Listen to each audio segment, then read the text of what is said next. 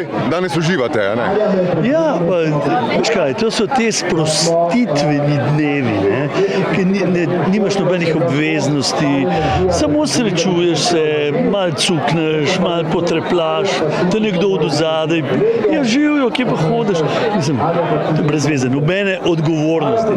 Zdaj grem pa na vajo z bendom, tisti je pa odgovornost, ne.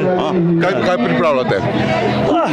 Kupenih koncertov imam zdaj poleti, nekaj z bendom, nekaj sam in zdaj jutri sem že v Moravčah, igram v gostilni pri Jurku, naslednji dan sem v Ravnah, naslednji teden sem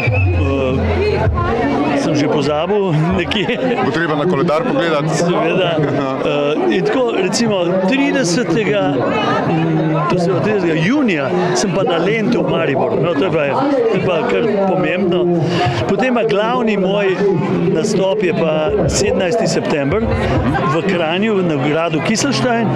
To bo pa uradno praznovanje moje 70-letnice. Že zdaj vnaprej čestitamo, a ne? Ja, veš kaj, jaz sem že bil 70, ne? Ampak to bomo naredili naknadno, ker to celo leto se praznuje. Tako je. Odkot ideja za današnjo opravo?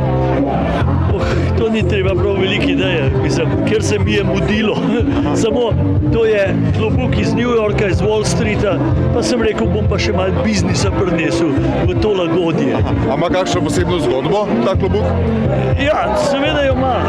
Mislim, predvsem, če prideš s temule na letališče in se pogovarjaš z unimi na šalterju, te bolj spoštljivo gledajo, ker mislijo, da si nekdo, ki bi oni mogli vedeti, kdo si.